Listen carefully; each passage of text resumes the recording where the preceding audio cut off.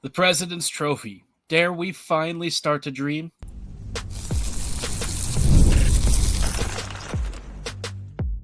You're Locked On the Hockey Jets, your daily podcast on the Winnipeg Jets, part of the Locked On Podcast Network, your team every day. Hey friends, and welcome to tonight's episode of Locked On Winnipeg Jets, part of the Locked On Podcast Network, your team every day. I'm your host, Harrison Lee, an avid Winnipeg Jets fan and an online blogger. You can follow me on Twitter at HLivingLoco and at LO_Winnipeg Jets. Thanks for making Locked On Jets your first listen of the day every day. If you like what you're hearing, be sure to like, follow, and subscribe on all of your favorite podcasting platforms and YouTube. Doing so, of course, is always free of charge and ensures you never miss another episode. Most of all, though, we just love and appreciate your support. Tonight's episode, we have a lot to cover. The Jets have just beaten the Canucks earlier this afternoon. Very big game for a lot of reasons, right? The Jets are not only fighting for top seed in the Central, the West, but guess what? The President's Trophy is suddenly just a little bit more in reach. After a bit of a fortunate weekend of results where the Caps actually lost to the Sabres and the Jets have taken 4 points out of their homestand at the end here, it is looking pretty dang good. The Jets are back in first place. Yes, Washington does still have a game in hand, but there is now a 3-point gap. So even if the Caps do win their game in hand, the Jets still have a 1-point lead. The President's Trophy might really be Winnipeg's this year, and honestly, could you imagine a cooler regular season award? Look, I know a lot of people have their own feelings about regular season awards versus, the postseason playoff stuff, and I do kind of go back and forth because on the one hand, I absolutely agree that what you do in the regular season is still, the biggest barometer of success. But we all know that in North American sports, playoffs kind of mean more. It's a byproduct of how this stupid league is. And if it was like European football, we wouldn't really be having this conversation. But that's not quite what we have. So this President's Trophy thing feels like the first, the first stone in the Infinity Gauntlet, if you will. And after you add the Stanley Cup one, well, then you feel pretty darn good. But let's not detract from what is already an incredible achievement. 106 points through 74 games. This is going to be an all-time Winnipeg season. And yeah, today's game against the Canucks, I think, is showing a continued growth for this team, especially in light of the injuries. This game was another one where the Jets were, for the most part, pretty stingy. I will say compared to the games against Washington and New Jersey, it wasn't quite as foolproof as those previous efforts. I think Vancouver probably had a few extra looks on some leakier opportunities, but that's really kind of in the small scale of things. For the most part, the Jets were definitely the better team, and I would say they were probably the better team by a larger margin than what maybe some of the shot clocks and stuff might show. If you look at the overall contributions of this lineup, in general, there really weren't too many guys who were struggling.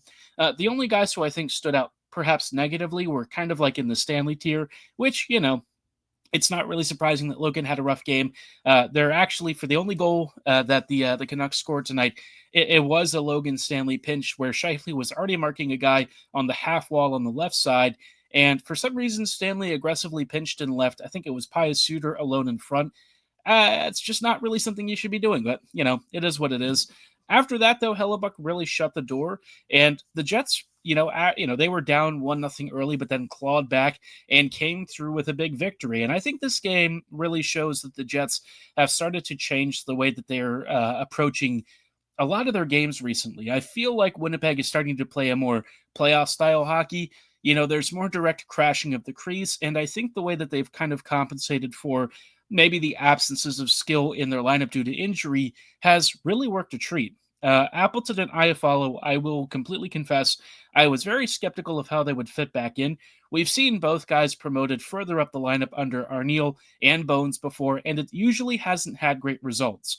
What I think the Jets are doing intelligently this time is that rather than trying to force them to fit the skill that's really there, the lines themselves are actually playing a more direct, more crash the crease style. Now, KFC and Shifley with Iafallo will still play really high skill hockey. And I think in that case, Iafallo has actually shown some of that offensive flair that I was missing from him from his LA days. He's been pretty darn good on that line. And at times when those guys have maybe had a rougher outing, he's been one of the better players in that trio. So really impressed by Iafallo's performance lately. Appleton also getting a goal tonight. This one, a very greasy, crash the crease, collect a rebound kind. He fought off Quinn Hughes to essentially muscle his way on a rebound, and it was a great play. Ehlers kind of pinged it off of the pad. Lowry was there to sort of, I think he deflected it or kicked it with his foot, and Appleton was right there to capitalize. It's exactly the sort of bang and crash 5v5 goal that I think the Jets really haven't scored a lot of this year.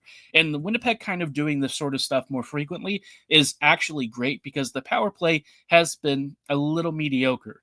The 5-on-3 in particular, I think, has been the past few of those not super impressive. But, this Jets power play we know is a little bit different without Velarde. They did score in the previous game against New Jersey. Am I particularly worried about it? No. And honestly, I'm actually more happy that the 5v5 scoring is improving considerably rather than, focusing on the power play. This is what you're going to have to do in the postseason. It's why people talk about it as more of a playoff style of hockey. And I think the Jets are showing that they can actually do this kind of stuff on a more routine basis. To me, this is the more important growth. This is what I've been asking for from this team. And it seems like they've started to really figure things out.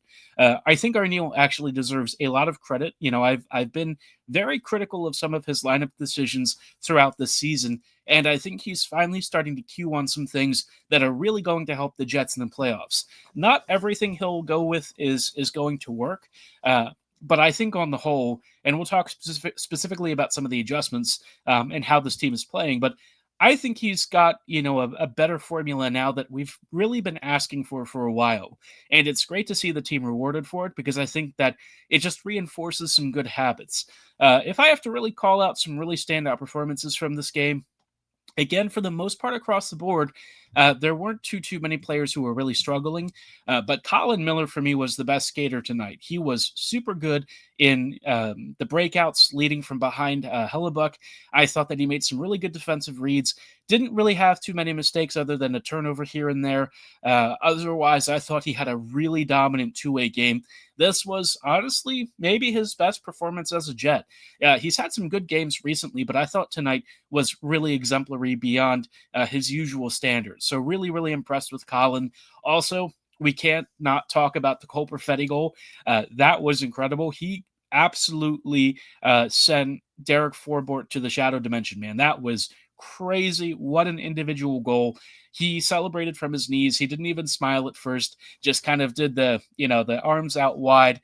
And wow, I mean, if you haven't seen it and you somehow missed the recap, just go find the highlight. It was jaw-dropping, so dirty and not safe for work that you might have to put an 18+ tag on it because it was phenomenally scintillating. And what a goal. Really hope it kind of boosts his confidence. I think that was his 50th point of the season. So really happy for Cole Perfetti. He has been a really big revelation this season. And I think the fact that Arniel continues to trust him is really a welcome sign. It's actually point number 46. So he's getting really close to 50. But for Perfetti, I think it's just one more step. And even if he doesn't hit 50 points this season, which I kind of feel like he's on pace to, I think, the overall growth in this game, the increased trust from the coaching staff, and his importance in this team's offense is just, whatever happens in the playoffs, I think Perfetti is going to be a huge part of it. He's almost matched his career high in goals. He's just 3 shy, already blown by the assist total, and he's doing it in still just under 15 minutes. So he's finally started to get into that middle 6 to second line sort of ice time deployment. And Arniel really trusting him, I think, is very fair.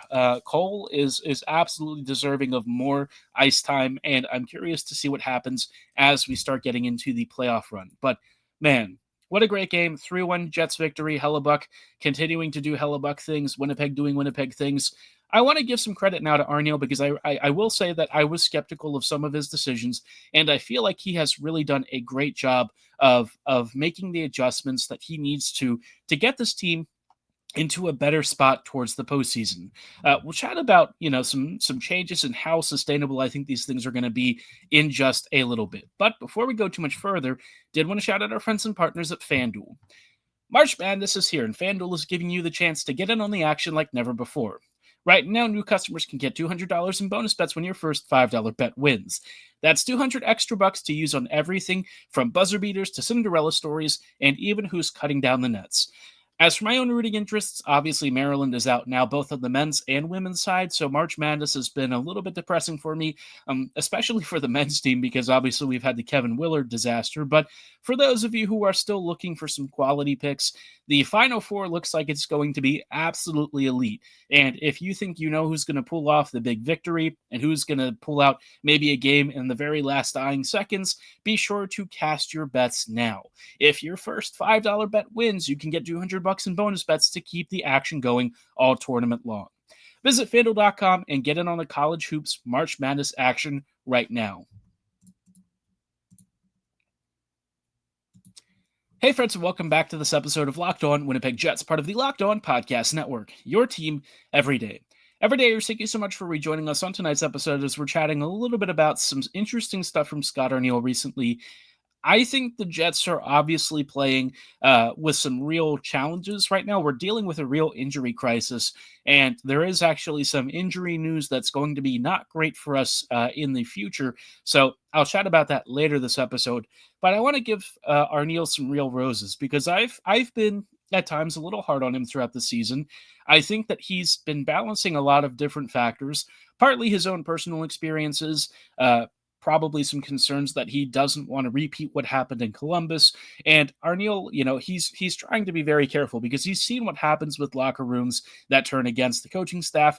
And he also knows that the Jets locker room is honestly still probably feeling at least some of the old wounds of what happened when Maurice was still coaching. Now, I think Bones and Arniel jointly have done a phenomenal job to turn the mood around. These past couple of years with both of these guys have really, in my mind, resolved one of the biggest issues with the team's culture, and it's what started in the locker room. I think Bones really planted the seeds, really uprooted some of the biggest issues, and honestly healed this team in a way that not many other coaches could have done. You could certainly argue with the playoff decisions and stuff that he made. There were things about his lineup decisions that drove me crazy, and I knew that tactically, yes, once the playoffs rolled around, he was probably going to be at least part of the reason the Jets did get knocked out. But I think sometimes, the other stuff that he did, I'll always think was, way, way more good than bad. I look back on the Bones era very fondly, and Arniel, I think, is starting to do some stuff that's really good to see. He's building on what Bones kind of set as a foundation. And rather than trying to maybe force some things that weren't working like he's done throughout a lot of the year, I think he's been more willing recently to change a couple of things. He's reunited Ehlers and Lowry, and it feels like that might start to really be a sticking point going forward. If they actually stay together even when everyone's healthy, I think that is a crucial change for this top nine. I think it really sort of remixes how this team is able to line match, and we already know that Ehlers and Lowry play really well together. Appleton's done a pretty good job of keeping up. If Velarde is able to come back sometime in the next month or so, and maybe he goes on that line, that could be a really intriguing trio. Do I think he has the temptation of going back to CSV? Yes. I wouldn't be shocked if that happens, but the way that this top six is playing right now is honestly the kind of hockey that you need when you're getting into the grind of your minutes. You're trying to find offense from any sort of source, and sometimes you just really need to simplify your game. The playoffs are one of those things where pragmatism can sometimes be the most important thing. And I think Arniel has the team playing in the past couple of games that sort of style. It's not sexy hockey for the most part. I wouldn't even say it's particularly elegant in a lot of ways. And yet there is a beauty to the way that the team really has been playing three-zone, very complete, very tight controlled, relatively stingy hockey. This is a good team playing arguably some of its strongest defensive hockey of the season. Winnipeg isn't really giving opponents a lot of looks, and we're talking about some pretty offensively potent teams like Washington. I thought the Caps game was a defensive masterclass against one of the best offenses in the whole league. And I think Arniel deserves a lot of credit for that. Would this team have made some of these changes without injuries? I don't know. The Ehlers-Lowry switch, I believe, did happen before the Velarde injury, so maybe that could be a really big clue. But, all that said, he's sticking with some of these combinations. It seems like it's working, and I think the team has taken a more direct tack in a way that maybe it wasn't before. They're crashing the crease. I feel like they're creating offense in a very forceful way, which is actually positive. Instead of trying to overpass and overplay and overthink things, Winnipeg is simplifying its game in a way that might help it in the playoffs, especially when you start getting into these really grindy defensive shifts and both teams are being very conservative. This could be a really big boon for Winnipeg. So I've been very happy recently with the changes. There are some things that you probably still want to sort out. I think the third D pairing probably needs a little bit more of an examination. Neither Stanley nor Fleury should probably be in for the playoffs, and I think that is probably the plan. Once Pierre-Luc is back, I would suspect that it's going to be Schenn and Miller on the third. That should be a fine pairing. I think you can probably do that. Sandberg and Pionk has proven that you can generally trust them to a point. Pionk obviously does have some issues, and I think that maybe his defensively chaotic shifts may have an impact in the postseason. But he has enough good when he's with Sandberg the other way that I think for now you're just going to have to take it. And assuming that you have three pretty stable pairings, hopefully that really mitigates any sort of damage that might come from the blue line. So overall, I think the team has really done a good job of adapting. I'm curious to know what happens with this team's lineups once everyone gets healthy. Assuming that it happens before the playoffs, which it's not, we'll talk about that later. But maybe he does go back to some of the old combinations. I just feel like for the most part, he has shown, or Arniel has shown, that he is willing to commit to this new grouping. And, Connor Scheifele and Iafallo, I was really skeptical of. They've played great hockey. So whatever it is that Arniel is doing with whispering to these guys and getting them to be all on the same page, keep doing it because it's pulled out some great results. Even Appleton is starting to find the score sheet more consistently. And I don't think it's just a case of Appleton being lucky necessarily. I think Mason has actually improved his forechecking a lot recently. I've noticed him more winning those wall battles. Yeah, he'll have some moments where maybe he fumbles the puck or he isn't able to pull off one of those really elegant plays like, maybe a Velarde or somebody else would. But as long as he continues to be effective in this way and sort of the guy who's finishing off plays, I don't really mind. I think that that's the biggest thing, right? As long as you are making a positive impact in some capacity, that's really what I'm looking for. If you can get three lines doing that, I think that works beautifully. I do wonder about Perfetti, though. Would you get more value using him further up the lineup? I don't know. I would like to see Connor, Scheifele, and Perfetti maybe get some shifts together, but, with how the team is playing right now, maybe it actually suits the team to just go with this three-line approach. Having a very balanced middle six, I think, is definitely very helpful. It seems like Arniel is splitting those deployments between the second and third lines basically down the middle. So you're pretty much looking at 2 second lines, which is, again, what I said a while back, what we needed this team to do. So far, Arniel has done. If there's maybe an upgrade that you might wonder about, maybe you try Gustafsson in that third line center role. Nemestikov, I think, has done a pretty solid job. Maybe it's just adding a little bit more offensive flair and a little bit more playmaking ability, although Vlad's forechecking has been perfectly fine. So, you don't really have to make the change either. And sometimes, maybe making a change to make a change isn't always worth it. I'm just a big Gus fan. I feel like he deserves a bigger role with this team. Where exactly that role is, I think, is to be debated. He's been very impressive to me lately, and I kind of wonder what his overall ceiling is. But that might be something that the Jets figure out more in subsequent seasons than this one. So, a lot of very interesting moving parts, but I thought it was worth giving Arniel a big shout. I feel like in light of all the circumstances that the team is going through, he's done a good job of managing things. And, I was pretty critical of some of the decisions earlier this year and even within the past month or two. Glad to see that he's kind of changed a couple of things and really got this team playing much better hockey going into the postseason. If Winnipeg can sustain this, especially this coming week where it's going to be very difficult, this is one of the hardest weeks of Winnipeg's schedule. It's all going to be on the road. These are all like Pacific Division teams, and they're traditionally squads that have given the Jets absolute fits. LA, Golden Knights, Utah, even to a point. So this could be a really tough one. Utah, obviously, one of the few Central teams on this trip, but this is going to be a fantastic week.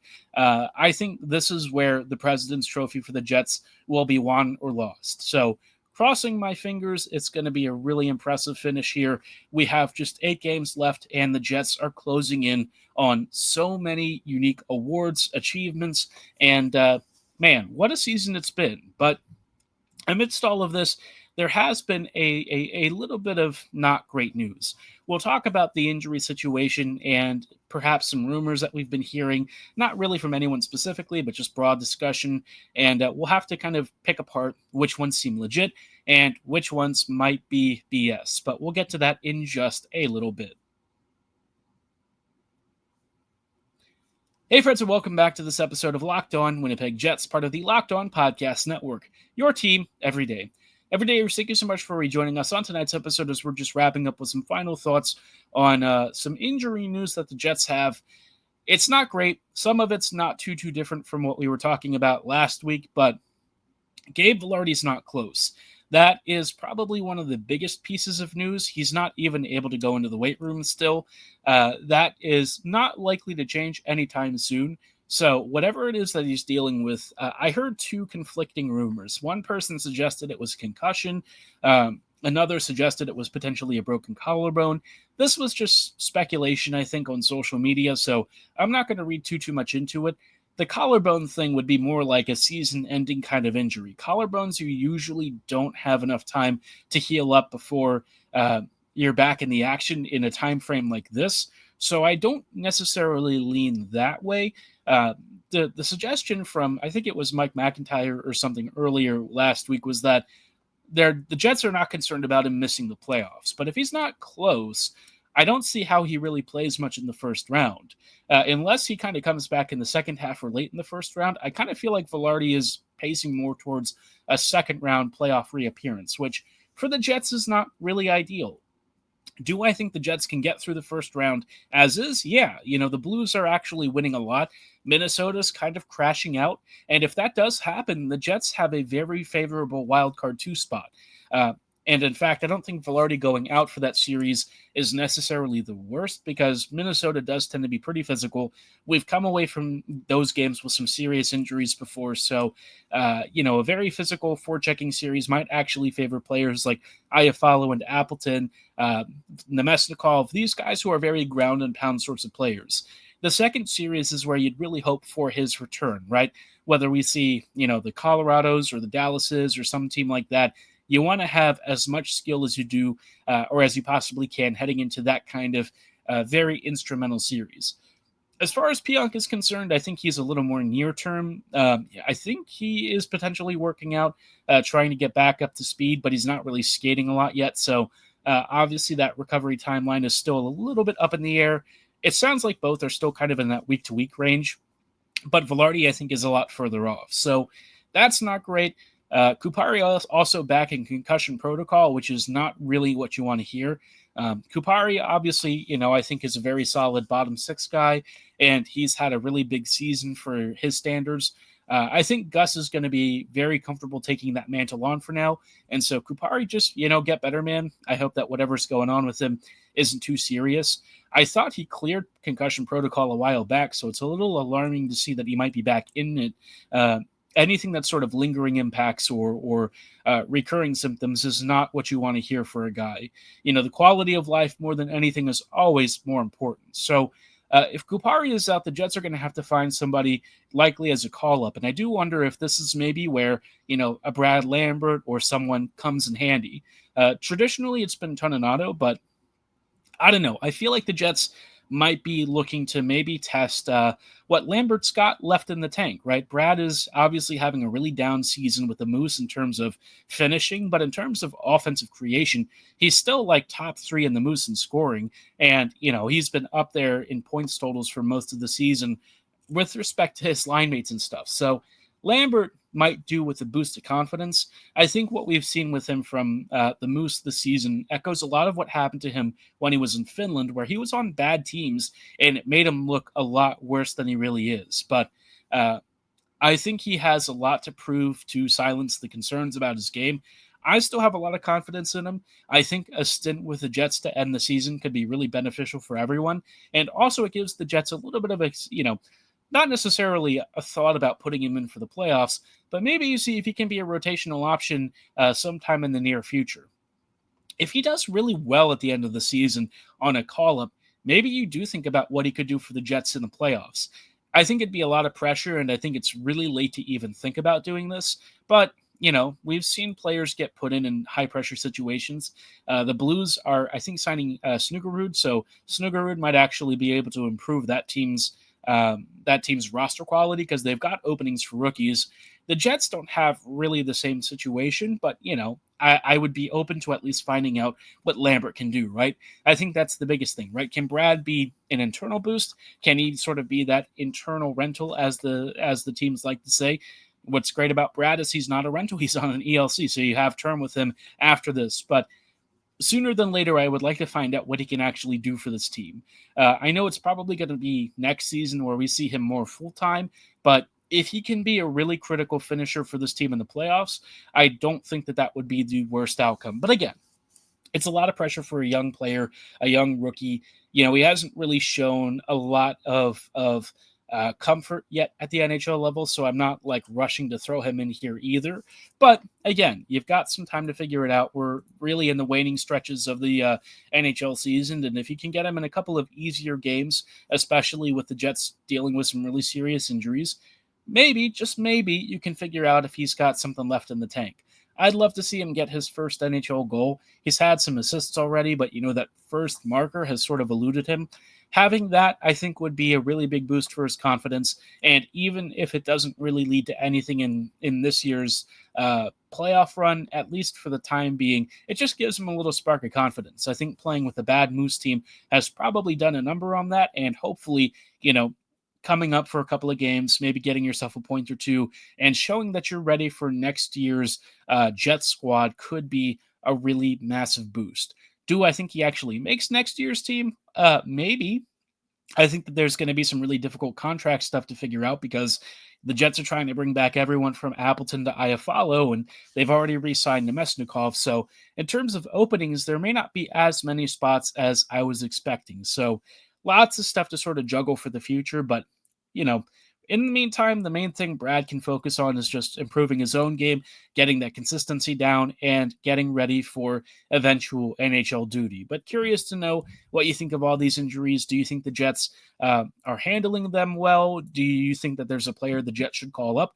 Drop your thoughts and comments below or at my social medias at HLLivingLoco and at LO_Winnipeg Jets. For tonight's episode, though, that is going to be all the time that we have.